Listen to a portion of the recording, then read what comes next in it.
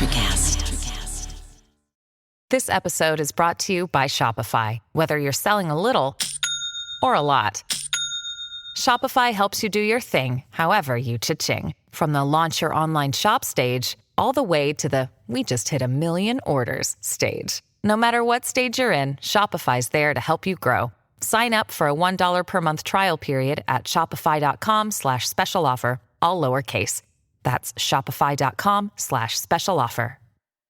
Why wait to see if you'll get something you like this Valentine's Day when you can go to BlueNile.com and find something you'll love? Whether you're looking to treat yourself to a little winter sparkle or show a galentine how much you appreciate them, Blue Nile offers a wide selection of high-quality designs, expert guidance, and free 30-day returns for the ultimate peace of mind. You can even design your own jewelry. Right now, save up to 50% at BlueNile.com. That's BlueNile.com. On this episode of Missing the Point, we're joined by Caylee Allard, contributor for Fansided.com and Causeway Crowd, as we do a look back at the end of the 2020-2021 Boston Bruins season. We'll examine the Bruins' early exit, re-examine the Bruins' selection of now 3 first-round busts in the 2015 NHL Draft, and preview the offseason, and see if this core of Bruins led by Patrice, Bergeron, and Brad Marchand have one more go in them for the Stanley Cup. This is Missing the Point, episode 68. But it's all relative.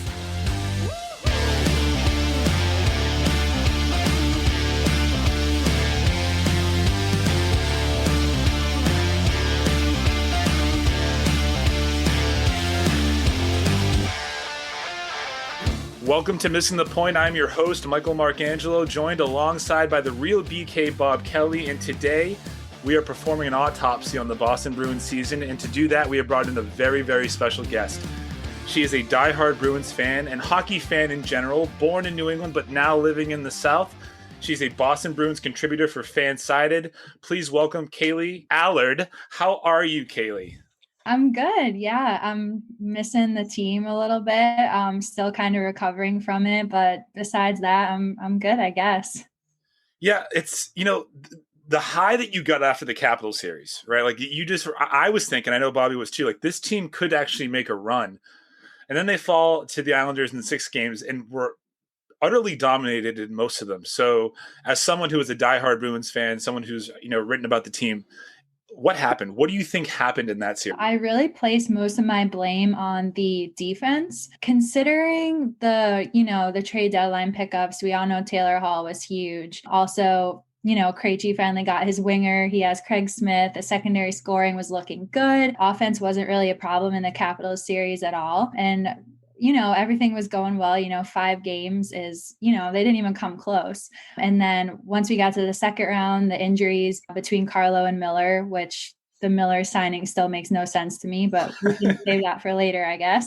But Brandon Carlo and Kevin Miller were a huge hit, and Charlie McAvoy can't do everything. Grzelcyk had a horrible game 6, and people will blame Tuukka for it, but he was injured. But yeah, it was just a defense overall. I think it's going to be crucial to get some big bodies at the blue line this offseason. And I fully believe that if everyone was healthy, I don't want to say 100% because no one's 100% in the playoffs, but if everyone were healthy, I fully believe it could have at least gone to 7 games and maybe even won the series. Yeah, no, I couldn't agree more about the defense. I have to ask you, you brought up Kevin Miller already, and he's one to me that, listen, I understand why they re-signed him after they let Zdeno go. We needed that muscle on the defense. But for them to throw that kind of money at someone who already has that injury history, and then it comes up in the playoffs, is just like I think you hit the nail on the head. Like that Kevin Miller signing, man, that's brutal. And I couldn't agree more with the defense. I want to know if you saw this just like we did. Was it not the most frustrating thing in the entire world that the New York Islanders seem to have someone parked in front of our net every single possession? It was without fail. And you already brought up Tuukka. Not only that, but then everyone's blaming Tuukka for guys being 2 feet in front of his net shooting point blank shots. It's just like, was that not the most frustrating thing in the world to you? It was, because the Bruins didn't do that. And I mean, if Tuukka can't see, he's not going to stop the puck. So it's pretty self-explanatory. And I don't know how you guys feel about getting rid of Chara either, but that's something Chara was known for. The guy's almost 7 feet tall. So I feel like the Bruins were missing that a lot. He was still playing all those minutes in Washington, and he would have been a great big body and a great mentor for the young defensemen. I understand they wanted to move forward with the young guys, but who better than your leader of 15 years to lead them there for at least one more season and make another run and be that big guy and be in front of the net. And, I get it. He's old, but he still got it. I mean, look at Jágr. Chara still got it too. So yeah, it's like, Chara has a lot of deficiencies now. He's not fast, fine. But you know what he wouldn't allow to happen? He wouldn't allow Matt Barzal or anyone else to stand point blank in front of Tuukka and just fire shots away at him. And I mean, was there no one else on the team in your opinion, Caylee, that could have stopped that? Like, would a Frederic have helped? And if so, like, why didn't they play him? See, I know a lot of people were calling for Frederic, but the guy has never played in a playoff game, and everyone loved him in the regular season, including me, like Frederic Fight Club, like I'm in your kitchen, like that's great. Like that's what the Bruins need. They're known for being the big bad Bruins. But I don't know if such a young guy would be able to keep up or bring that fire out in the playoffs, because it is such a different animal, and hockey is such... The NHL playoffs, I may be biased, but it's just a different animal from any other sport, yes, let alone the NHL regular season. So I don't know if Bruce didn't want to take that risk. I mean, who knows how Frederic's nerves are? Who knows if there's something behind the scenes we didn't know, that he maybe just didn't feel comfortable with Frederic. But I don't think Frederic would have been the difference maker. Just like I also don't think Swayman would have been a difference maker, because to me, the goaltender situation was a lose-lose. So I feel like what Cassidy did with the Lions was fine, sitting DeBrusk, bringing Kuhlman in, kind of switching everyone up a little bit. But I don't think Frederic would have been like the key piece to, that physicality. So based on what you saw, right? Because it really was a tale of two different series, and it looked like two different teams. Was this team built for a deep cup run? Or did the perfection line just cover up a lot of the inadequacies that are actually on the Bruins? I think the perfection line, even though that's the worst nickname ever, thanks to NBC, I think the first line really did carry it throughout the whole season until the trade deadline. I felt very optimistic when the second line was completed with Hall, Krejci, Smith, but you also can't rely on just two lines, just like you can't rely on one line. I always refer to the 2011 team because that was the perfect team. You have four rolling lines. The Merlot line was one of the best fourth lines the Bruins have ever had. And you need that. And the bottom six also was a problem in the second round, the bottom six scoring. So I truly think if the Bruins beat the Islanders, I could not have seen them beating Tampa, because they are just insane. So I try to console myself with that. I'm like, do I want to get heartbroken now, or do I want to get heartbroken later? So I think they still have a lot of things to work out, and I don't think this would have been the year, honestly. So does this mean that you're rooting for the Islanders? Because isn't it better to be beat by the champions, right? Aren't you rooting for the Islanders to win the cup now? I am rooting for them. I have Vegas winning the cup. I think they're going to win the cup, but I'm rooting for the Islanders to beat Tampa because I hate Tampa even more. And then I'm rooting for the Islanders to lose in the final. So in this series, I'm rooting for the Islanders. Yeah, I have to say, I underestimated the Islanders. I don't know about you two, but coming into the series, I did not know that they were as tough and would beat the shit out of us like they did. Because that's what they did from top to bottom. Every single game, by the end of that game, you knew that the Bruins were getting their ass whooped. And I really have to say, I was also more impressed that they came out and actually beat the Lightning in game one. And they played that same exact game. It's crazy how good they are. Now, I have to ask, though, going back to your comment on the bottom six, I don't know if you knew this, but this is the scoring breakdown for that Islanders series. Ready? Pasta and Marchand each had 5 goals apiece. Krejci had 2. McAvoy, Bergie, Smith, Coyle, and Hall each had one, and not one other person scored on the Bruins. So literally that is more than 50% of your scoring from two different players, from only two players out of your entire roster. So like you said, so my question based off that is, do you think that this was something like we didn't have the pieces or we just didn't play as well as we should have?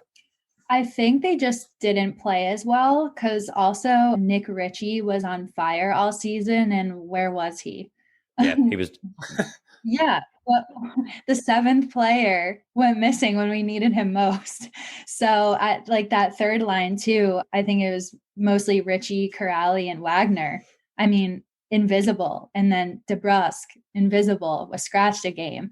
So I think it's just they didn't do what they were supposed to do. I feel like overall the roster is pretty solid. A few tweaks with the defense, and if the offense shows up and Tuukka's not hurt, we could have a serious team here. And I think next year is more important than ever. And I feel like we've been saying it every year, but the core is old.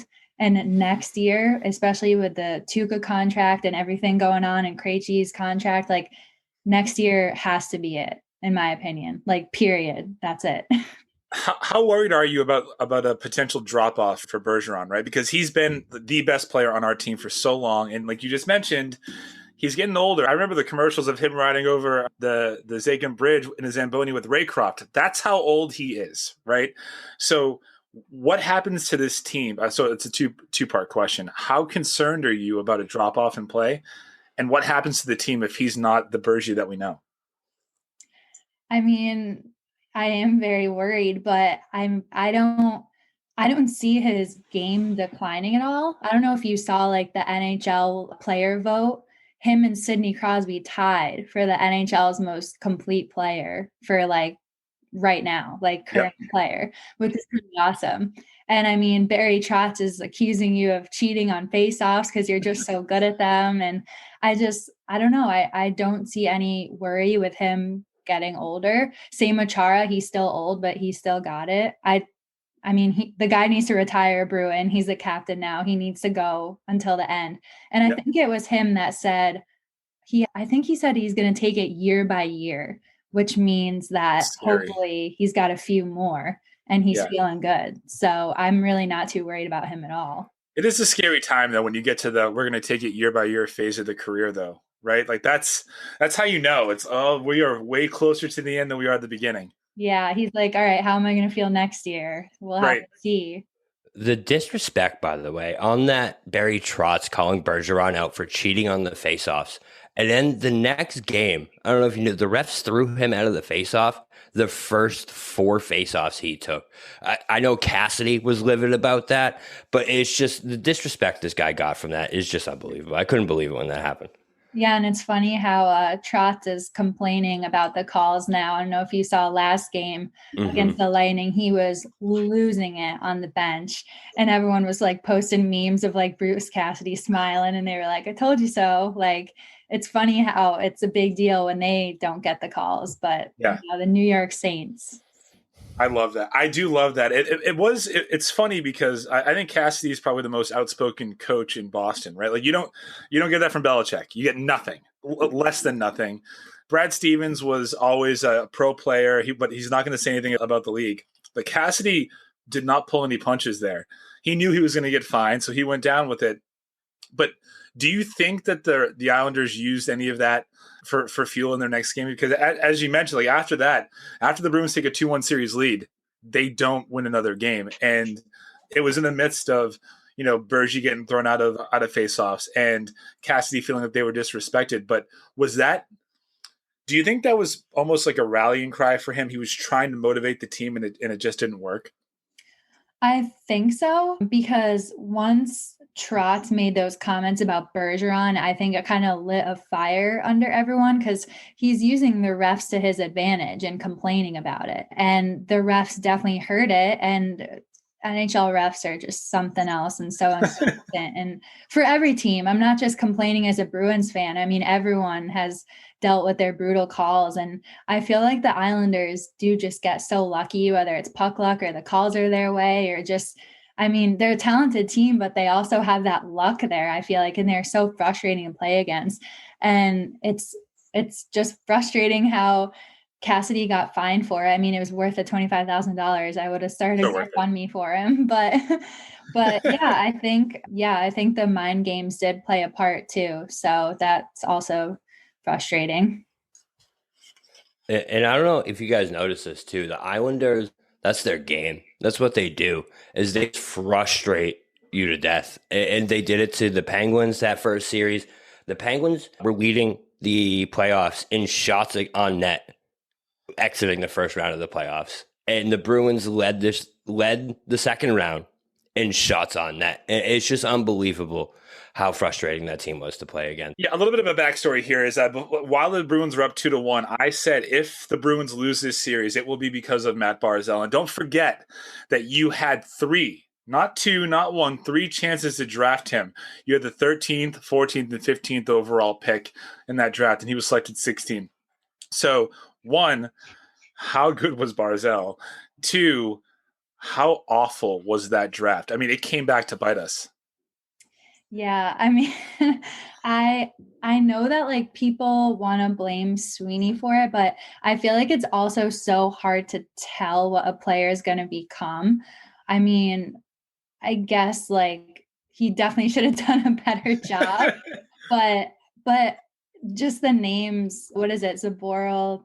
We say those Zaboral, DeBrusk, and Zenishin. Yeah. Over Barzal. Like that is. Yeah.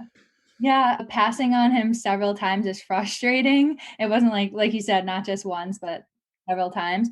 But yeah, I mean, definitely super embarrassing. I'm never going to live it down. DeBrusk was a scratch. He might not even be staying. A lot of people do want him gone because he's just not reliable enough. I mean, I love the kid. He's had some great moments. Like I really thought he could be something in Boston, but he just hasn't proved himself, and he's been given so many chances. But yeah, it's quite painful to see Barzal absolutely tearing it up. And I'm just trying to picture him like on the first or second line and just how dangerous the Bruins were. Man, can you imagine? It's just like, not once, fine. Everyone misses on one draft pick. I mean, that's fine. You had him 3 times and you just could not do it. So I feel like we're kind of vibing, right? Like we're friends, and I think that could all come to an end after this. I was the leader of the Tuukka hate club, the leader for a very long time. I'm sorry, I know, but he changed my mind a lot in the Washington series, and even more so in the Islander series. I think. The reason, just for clarification purposes, the reason why I was in the Tuukka hate club is because he's just so damn talented. He is really such a good goalie, and it felt like when you needed him the most, last year excluded, that he was just never there, right? But with him playing hurt this year, and with him not wanting to be pulled, do you think that he will change the mind of fans like me in this town because of the guts that he showed? Or is he just relegated to you're good, but you'll never beat Tim? Oh, Tuukka will never get the credit unless he gets the Stanley Cup as the starter. I've spoken to many Tuukka haters because they're always in my Twitter, and I have to see what they say about it, unfortunately. Yep. At this point, I just don't respond to them. It's not even worth my time. But I think Bruins fans and Boston fans in general are so spoiled. Like I always use this goaltender's name. Look at Tristan Jarry on the Penguins. That man cannot stop a beach ball. Like I'm not even like, no joke. When I was watching him play against the Islanders, I was like, this is their starter in the playoffs. Like this guy would maybe be decent in the AHL. It's that bad. Like, but no, because people complain when Tuukka. So they want him to show heart, but he showed heart by playing through an injury, but now he's stupid for doing that. So it's a lose-lose for Tuukka. Like, oh, he's a quitter. But if he sat out, they'd say, oh, he has an injury. He's faking and giving up on his team. But because he played, he's hurting the team by playing with an injury. So the guy cannot win. So, I mean, if you look up the symptoms for a torn hip labrum, bad. and you're a goaltender playing in a playoff game, sliding left to right, practically doing splits, sticking out your legs. People are like limping when they have torn hip labrums. It hurts to walk. And this man said, no, I'm suiting up for my team because I feel like I should. And he told Coach Cassidy he was healthy. Like, he was like, no, I'm good. And Bruce was like, he told us he was healthy. So this guy wanted to play, but that's still not good enough. And it never will be. Yeah. So I echo those spoiled Boston sports fans times a million. So a little fun fact about me, I'm not a Patriots fan. I'm a Cowboys fan, unfortunately. It's one of my biggest flaws in life. I know. You guys don't know my other teams, but I can tell you later. I'm not all Boston. That's what it comes down to, though, is like we have a different perspective of this. That like, so when teams make it to a championship, I never see that as like a disappointment, and I never will. If you are good enough to play for a championship trophy, that is a successful season. You have done your job. You were in it to win it to the end. It's unbelievable that no one gives credit to Tuukka for leading us to that Stanley Cup in 2013, leading us to another Stanley Cup in 2019. Yes, we didn't win it, but you know what the hardest trophy to win in sports is? Lord Stanley Cup. And this dude has brought us within one game of doing that twice.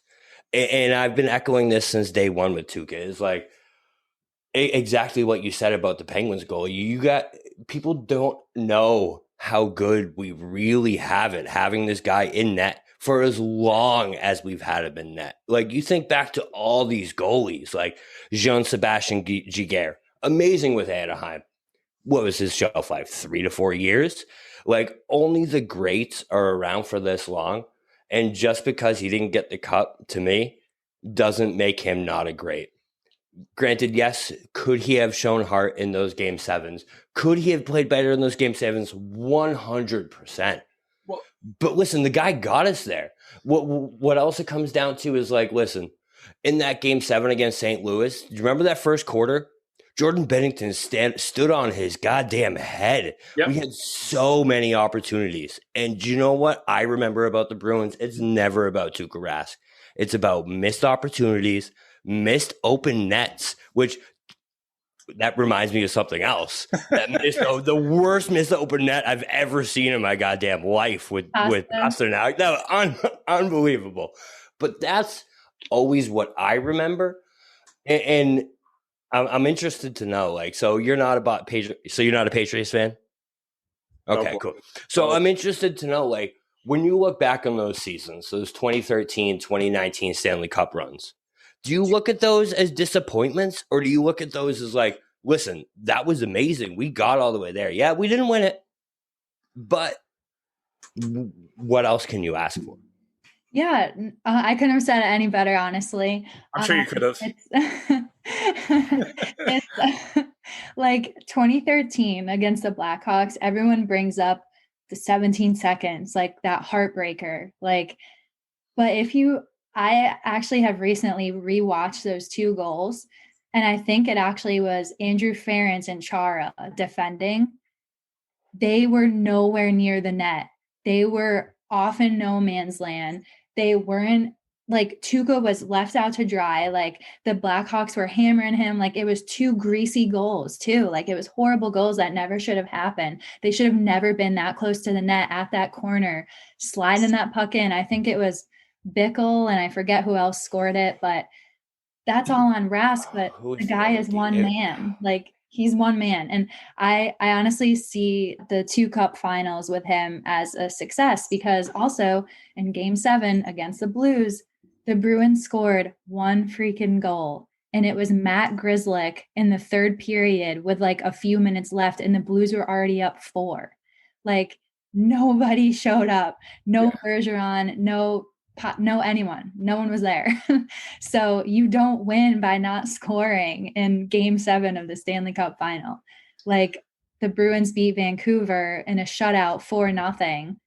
That's how you win. Like, I mean, Tuukka, like you said, Tuukka isn't perfect. I'm not saying he doesn't let in soft goals or have bad days, but no player is perfect, but somehow Tuukka gets all the blame. Like, when they win, oh, Tuukka, but when they lose, oh, it's Tuukka's fault. So it's definitely a success even getting that far with him. Yeah, I think the 2013, you just came up against a wagon, right?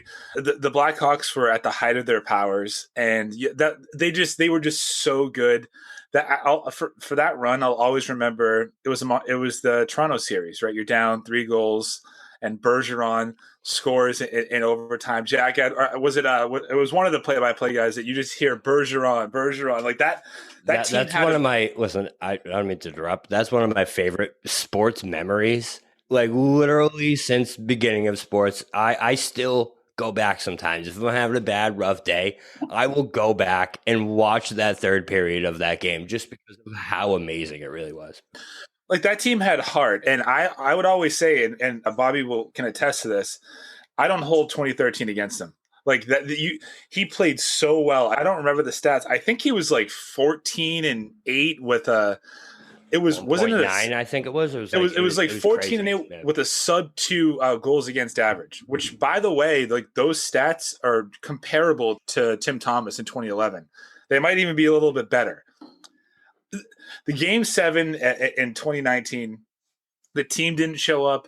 They hung them out to dry. But that's a game where 4-1 feels too much. Like maybe like I think my outlook on him, and again I'm just speaking for me, my outlook on him would have been different if that game ended at like 2-1, right? Even if they're up 2-0, you just show that you're gonna fight your ass off. So I think this year he showed guts. And do you think he had to?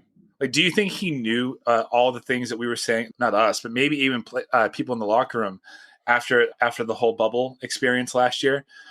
For someone who writes about the team and is a far bigger puckhead than I am, do you think that was on his mind all year that I have to be here? I truly don't think Tuukka cares what people think.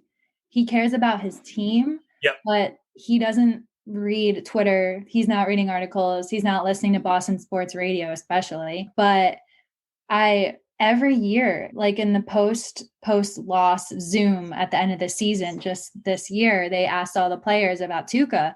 They're like, do you think it's fair, the criticism he gets? And they're like, no, like the guy fights his butt off every single game for us. We would be nowhere without him. I mean, obviously they're not going to trash their goalie, but everyone knows, like, I know that Tuukka knows too. He doesn't know the extent or the specifics, but he knows that he's heavily criticized.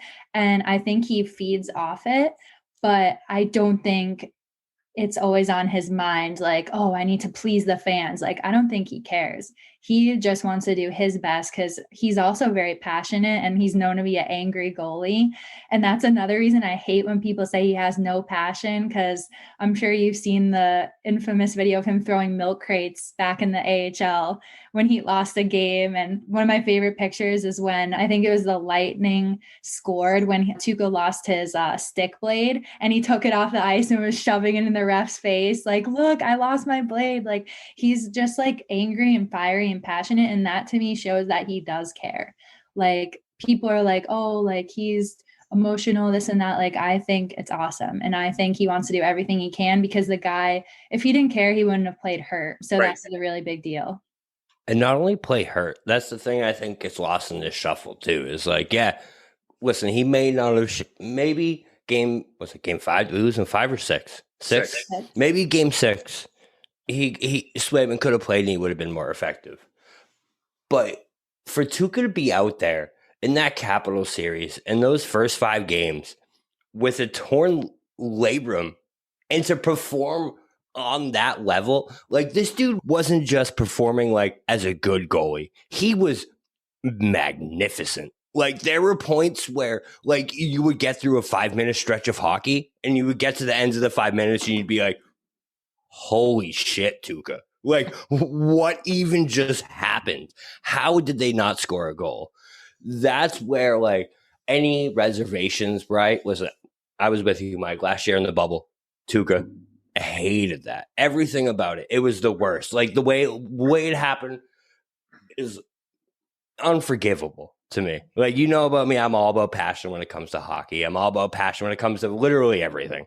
But for him to show up like that with that injury, I don't know about you, Caylee, but like that, to see him perform not only at a top level, but at a premier level with that injury, just to me, like, I don't think there's any.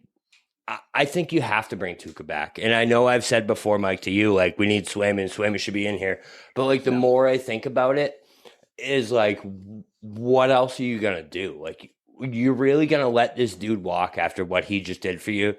And after seeing another Boston team let someone else go with a bad hip and how much that cursed them down the future, after everything he gave you, you can't let him walk. Yeah, I just correlated the Celtics in there. You like that? Yeah. No, we're aware. Do you think, is it fair to say, though, a couple of things? Where do you stand on what happened last year, Caylee? So my stance, and then I'll kick it over to you, he left for a family emergency. I get it. I'll never judge that, ever. Never once. You shouldn't have a tea time the next day. You can't do that. So were the criticisms fair from us? And I guess, how did you feel about it? Yeah, I mean, I don't know. Maybe you know. I don't know if the whole golfing thing is even 100% proven or if it was just a rumor. Like, do we 100% have any photo evidence that it was Tuukka Rask? Was it just like a rumor by the Boston media? Like, did someone definitely say that was Tuukka Rask? Like, I truly don't know. Yeah. So I can't confirm it, but I think the speculation was that he had a tea time. I believe it was like at 11:30 tea time. Somebody saw it. He was made aware that the press knew that he was there, and he stayed in the clubhouse until they left and was late for his tea time. Okay. Yeah. So I obviously, like you said, family emergency, like totally get it. Super crazy. Like, I guess his daughter was in the hospital is the story. We don't know with what, but he like ran out of there. But I think it is pretty messed up to be golfing like the next day. Maybe I would understand like a few days later once you got home, saw your family, made sure everything was okay. But if it definitely was like that very next day, that is very suspicious. And I guess people were also kind of upset because Tuukka had made comments saying that it's like feels weird to be there and he's not like, it's not like a real season where he's that into it or something like that.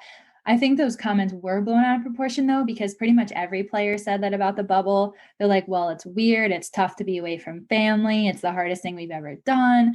But of course, when Tuukka says it, it's blown out of proportion, but that's because he did leave. But I mean, it's so hard to say. Like, I truly wish there was a video or photo of Tuukka there because I would say, yes, that's messed up. But I mean, yeah, I also don't know if last year would have been the year because, again, Tampa was pretty much unstoppable. So I try not to harp on that too much. But it did suck having him go. And I don't think Clarke put on too great of a performance when he took over either. Yeah, I think so. I can't judge him for why he left. I can judge him for how he acted while he was there and then what he did when he returned. And those press conferences when he said, I'm just happy. Like, I'm just here to have fun. It's hockey in July or August and, just playing with my friends. It doesn't even feel like it counts.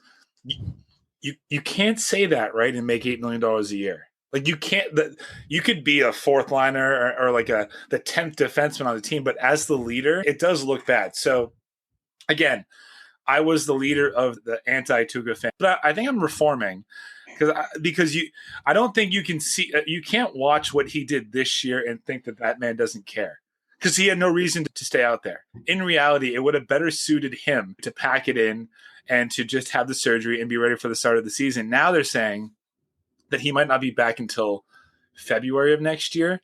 So do you think that he comes back or for the Bruins? Like, do they move him? And if so, like, how good can he be?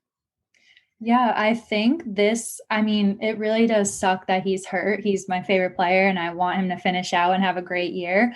But I think there's no more perfect opportunity for Swayman to show what he's got because everyone's calling for Swayman, especially the Tuukka haters.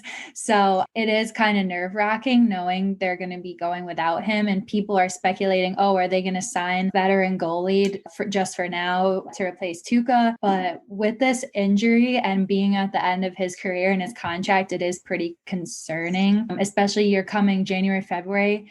once you get to February and like, I don't know, the whole All-Star game this year, but like after the All-Star break and all that, like end January, beginning February, that's when it's like crunch time. Like we got playoffs in a couple months. These games really matter. So it's going to be interesting to see if Swayman can, I'm assuming it'll be Swayman, get them into that position. But I still think it's the perfect opportunity to ease Swayman in. And then hopefully when Tuukka's back, he can pick up any slack or play a lot for the remainder of the regular season. So it's concerning, but I also think it's a good opportunity to see what Swayman has and if he can really take the starter position.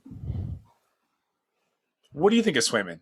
So, because I asked that because I think your Twitter handle is 2KA Rask, right? So like you love Tuukka, and you can find Caylee at 2K Rask on Twitter. But I guess my question would be, do you think that Boston Bruins fans overrated Swayman because they don't like Tuukka, or is he someone that could be his replacement moving forward?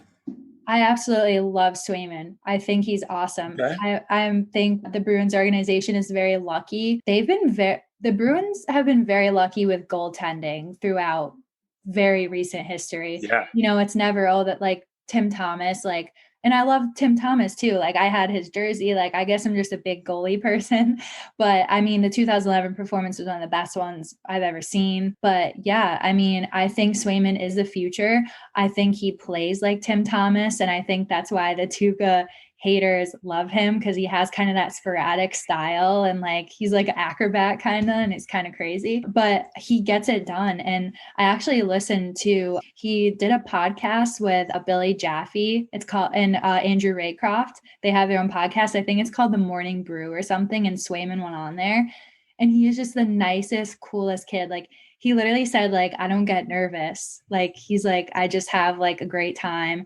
And what I really like is how he said what's most important for him now that he made it to the NHL is recognizing fans and like giving a kid a puck or like waving to someone. Like he is just like so for the people. And I think he's going to be such a great Boston athlete. Like just listening to him, I was like, I love this kid, but I really think he's the future. And when we started him this year, I didn't even feel nervous, and he's brand new. Yeah. Like this guy just got called up, and I don't know about you guys, but when I saw him in net, I was like, oh, we're good. Like he does not make me feel nervous or concerned at all. Yeah, it's a completely different feeling. So I'll never forget last year, my buddy texted me when Vladar came in the playoffs. He texted me and went, it's Vladar time. And I was like, all right, let's see how it goes. 3 minutes later, I was like, and you're right, Swayman does just have a different feel to him. I couldn't agree more, though. Listen, I'm going to parlay this into another question in a little bit, but I think Don Sweeney is the luckiest GM in the entire world with the luck he got with goaltenders, man. To have Tim Thomas like he did, I know that wasn't Sweeney then, but then to parlay that right into Tuukka Rask with the absolute steal of a trade that you got from Toronto, and to have this guy in net for all this time, I just think, like, I don't dislike Sweeney a lot. I do not like Sweeney as our GM, but I just feel like you're right when you say the Bruins have gotten such luck when it comes to goaltending, and the fact that they now found this kid Swayman who has such swag, man. You're right. Like when I heard that interview, they said like, I don't get nervous. I don't feel that. That is the energy that you want from a goalie. Like if you think back, I'm going to probably lay this in the Patriots for all you Patriots fans out there. When you think back about Tom Brady, about what was so special about him, when he fell asleep in that 2001 Super Bowl locker room because he was so relaxed, didn't realize the moment he was in, and he took a nap. Like, I feel like that's something that just seeing the personality of Jeremy Swayman, that's something that would happen with him. Like Game 7 Stanley Cup, he'd be like, yeah, I mean, I took a nap before. I don't know. I was feeling really relaxed. And you're like, yeah, that's the kind of guy you want as your goalie. So, like, I love the Swayman train. I think Tuukka being there is such a, what's the word I'm looking for? Is such a positive.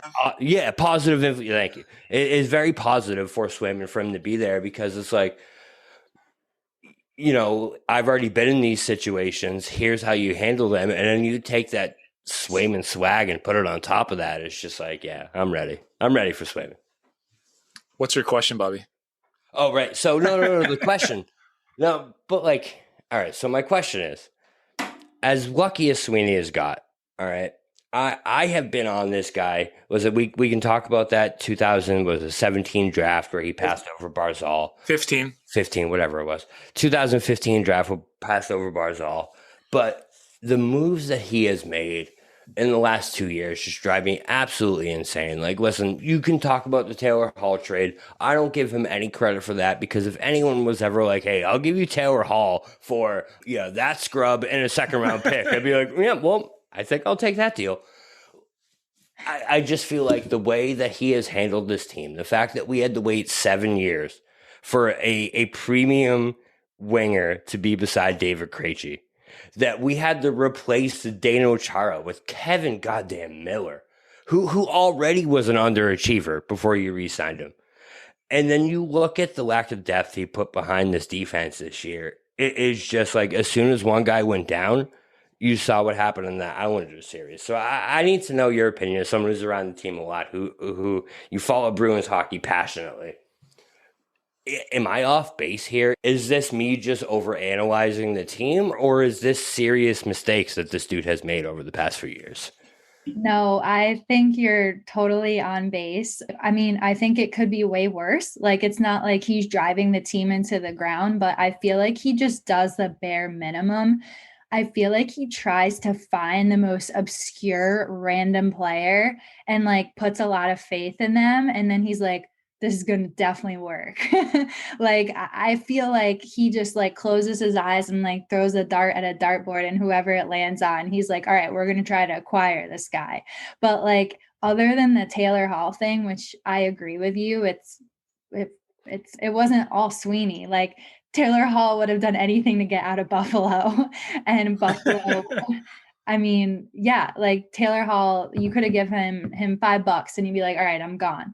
So I don't really get, like, everyone was like, Sweeney's a god. But other than the Taylor Hall acquisition, I can't even name like any significant pickups that I was happy with. I mean, I think the Craig Smith pickup turned out to be really good. At first, I was really skeptical with that offseason pickup, because I was like, Craig Smith, like, I've really never even heard of this guy. And he got Craig Smith and Jared Tenorti from Nashville. And I think Tenorti's like fine. He's a physical guy, but he wasn't good enough to be in the top D or make a difference at all. But yeah, I think you're on base as Sweeney. I think it could be worse. I don't think he's the worst ever, but I don't think he's good enough to where he's making significant moves to help the team get a cup. And they spoke about that. Him and Cam Neely kind of came clean, and they admitted they messed up in the 2015 draft. And they also said, we need to make better moves. So they know it too. So it's just like Chiarelli, when Chiarelli left, right? I think he left with such a bad taste. He put such a bad taste in Boston Bruins fans' mouths, right? And in reality, after he left, he'd been to 2 cups in 5 years. Sweeney's not as good as Chiarelli. Yeah, I think so. Caylee, I don't mean to take it. No, that was obviously to you, Bobby, for sure. But like, so listen, I think we were really hard on Chiarelli when it happened. The Sagan trade, that happened for a reason. Like, listen, I love Tyler Sagan. I love watching him play hockey. He is an amazing hockey player. I don't know if it's true. Like, you can't sleep with supposedly he banged Nathan Horton's wife. You so can't like, do all know listen, this rumor. You can't bang the token Bruin for our 2011 Stanley Cup player of life. And like, I get that. That's what everyone always rags on him on, is that Sagan trade. Chiarelli made some moves, man. And honestly, I think if Chiarelli was still the GM, yeah, what he did is he went for broke. He always went for broke. He was gonna go get you that guy no matter what. And if Neely wanted him to go get him, he was going to get him. And I feel like that's the opposite of Sweeney. Is like, the only reason we got Taylor Hall is because we got Lazar and a second round pick along with it. If it was just Bjork for Hall and like maybe a first round pick for Bjork, like, I feel like he would have been like, no, I'm good. That's too much risk for me to take. And that's where I feel like I just fall with Chiarelli. Also, the fact that Zenshin. For the rest of my life, that name is going to be ingrained in my head. Like, listen, I get Zaboral. I get the Brusque. They have potential. But, like, I've never even heard of this guy, Zachary Zenshin. And Matt Barzal is literally ending my playoff life. And I can't deal with him anymore. It's not going to happen. He's not going anywhere. And I know he's not going anywhere because, like, all the interviews and everything like that. But, like, man, if I've ever wanted a GM out in Boston Bruins history, I want Sweeney out of here. I just want someone else who's going to look at this differently, look at this perfection line and be like, we need to make moves to win this cup, because it's going to be so depressing in 10 years when we look back on this and we see this top line that we had. And it's looked back in historical history as like the best first line in 20 years in Boston Bruins history. And we had them together for literally over a decade and won one fucking Stanley Cup. It's just like, I know this sounds spoiled. It sounds very Boston-ish of me. But, like, God damn it, man. Like, Sweeney, come on. Let's go for broke. Let's try, man. Let's do something. Yeah, no, I think you're right. Like you said, it's been a decade, and that's not good enough with the amount of talent this team has had.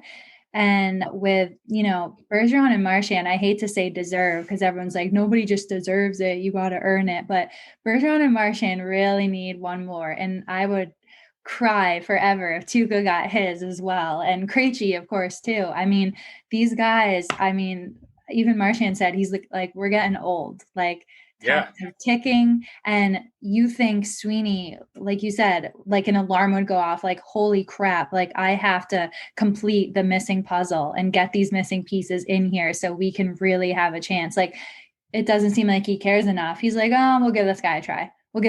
Like, that's not good enough. You cannot half-ass things as a GM. So, as we've now kind of stumbled upon the 10-year anniversary of the 2011 Cup, right? How crazy is it for you to believe, A, that was 10 years ago, that we haven't won a Cup since, but B, that we have now had the number 1 overall pick and the number 2 overall pick of that draft on the Bruins in the last 10 years? How crazy is that? Yeah, no, it is crazy. So the number 1 was what again? Taylor Hall. Yeah, yes. Hall was one. Yes, true. Number 2 is Howard Sagan. Yes. Sorry, I missed your question, but yes, because I remember it was either Taylor or Tyler. It was like the battle of Taylor and Tyler, like who would they get? And obviously Sagan was chosen, but at the end of all this, people are upset about the Sagan trade, but we know there was a very good reason for it. But we may have never gotten Hall, and now Hall may be part of the team that leads us to the Cup. So you just never know. I think it might work out in our favor. This offseason really is so important, but it is crazy to come like full circle to that like Taylor-Tyler thing. It's interesting to see. I guess my question would be, because I'm really, really, really excited for Taylor Hall on this team. But the last time I was really excited, they didn't keep him, and it was Sagan. Do you think that they keep Taylor Hall? Like, how much do they have to bend to make sure that they make him happy and they sign him to a long-term deal? Well, Hall said that he's not looking for the money, which I think is 100% the truth, because he's having the time of his life. He said the guy hasn't stopped smiling since he's been in Boston, and him and Craig Smith and Krejci are such a great trio. And he said he's never had this much fun playing with line mates before. And he's like, this is where I want to be. I'm playing winning hockey. He said he's been in the league for, it's over 10 years now. Yeah. And he's finally winning. So I think Hall will 100% take a team-friendly deal, and it's not going to cost much. And if Sweeney lets him walk, then he truly deserves the boot, because you cannot let this guy go. Like, I cannot, like, and especially if Krejci goes after he finally has his wingers with Smith and Hall, like, that second line has to stay intact no matter what. Like, they have to come up with something with the cap. And I think Taylor Hall 100% will take a lesser deal in order to stay and keep everyone happy.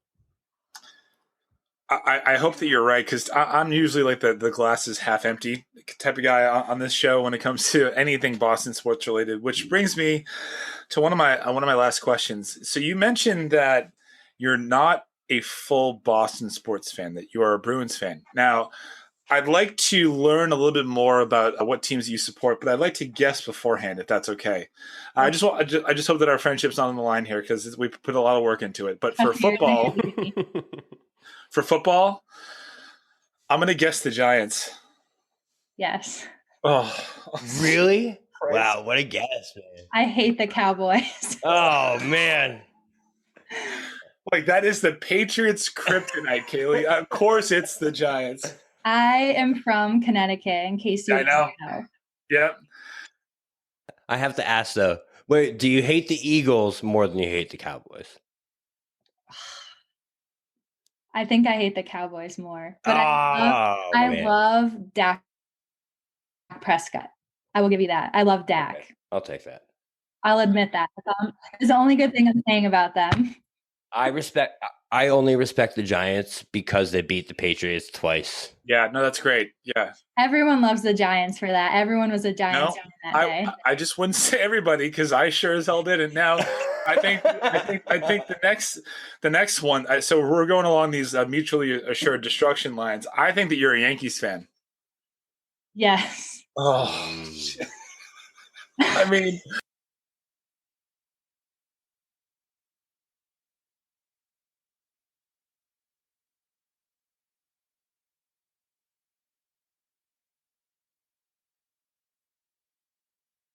It says on her social media platform that she's from Connecticut. So that leads you to believe that if she's not an avid Boston sports fan, that she also hates those other two sectors of Boston sports. Now, for basketball, I don't know. So I'll ask you, like, what team do you root for basketball? So I do not like the NBA. I don't watch basketball. I really don't. So I kind of just pick and choose who I want to win. But yes, I'm not just saying this. I always root for the Celtics because TD Garden. Love TD Garden. And I'm like, okay, if I'm going to like be chaotic, I might as well be like 50-50, like to Boston, to New York. Maybe I can get away with that. Cause I'm like, oh, I'm half and half. So I truly don't really care about the NBA though. But when the Celtics were playing, I wanted them to win. So were you still in Connecticut in January or February of 2008? Yes, I was. Okay. So like, for those of you listening at home, that's when the Giants ended the undefeated season of the New England Patriots. So I assume that you probably have friends that are Patriot fans, right? Like, what was that like? How happy just throwing it in their face, because I said this way back. We used to have a college show that the Patriot fans had become Yankee fans, which I don't mean as an insult to you, but we just expected to when everyone else sucked. So what was it like to be able to just look at one of your friends' face and be like, hey, how'd that feel? It's really interesting because I get to be on both sides of it. Like, especially on Twitter, like all my like Bruins friends are tweeting about the Sox and like the Pats and the Celtics. And I'm like, I don't really tweet about my New York teams because my following is like 98% Boston and they would crucify me. But it was so funny to like be able to brag about it. And they're like, well, you're a Bruins fan, so it doesn't make sense and you're weird and this and that. And trust me, I always get roasted for it. But I'm not going to lie, those two Super Bowls were one of the greatest moments. And the second Super Bowl was that 2012? Well, it was the 2011 season, so it was 6 months after the Bruins won. So that was a great year. I saw the Bruins win the Cup, and then I saw the Giants win the Super Bowl. Oh my God, I was so spoiled. Against the Patriots. Yep, that's the key part of that. Ripped my heart out. It's very weird. And sometimes I'm like, why couldn't I just be all New York or all Boston? But I kind of love it because it keeps things interesting. Yeah. Yeah. No, I mean, yeah, I as a Patriot fan, again, I think I love having the one-up card on everybody. I hate talking to a Giants fan, man, because I just have nothing to say. Like, yeah, Brady's won 6 Super Bowls. He's like, well, he should have had 8. How's 18-1 feel? Well, Caylee, thank you so much for taking the time to talk to us. I do want to give you the chance to tell people where they can find you and how they can follow you. Yeah, sure. So I write for Fansided. I write for Causeway Crowd about the Bruins. So the website for that is just causewaycrowd.com. And then you can follow all my crazy tweets and memes on my Twitter. And it's the number 2 KARASK. So Tuukka Rask. Awesome. Well, for the Real BK Bob Kelly, for our special guest, Caylee Allard, I am Michael Marcangelo saying thank you so much for listening to Missing the Point, and we'll talk to you later. Are you a fan of classic cinema or a young person who wants to discover the best films of all time? Do these legendary movies still hold up? On the Generation Film podcast, two guys who grew up when movies dominated the culture share a great film with a panel of young movie lovers and see how it plays for today's generation. We discuss changes in storytelling styles, representation, The making of each film, its initial reception, and how its meaning has changed over the years. Join us as we explore cinema classics across generations on Generation Film. Electricast. Hey, it's Tim from 50 Years of Music with 50-Year-Old White Guys, the comedy podcast you had no idea you needed. Join Ben, Jeff, and me as we continue our musical road trip back through the years and around the globe. See, just when you thought all white guys were like Joe Rogan, you come across three educators trying to remember when we were cool. 50 Years of Music with 50-Year-Old White Guys. Electricast.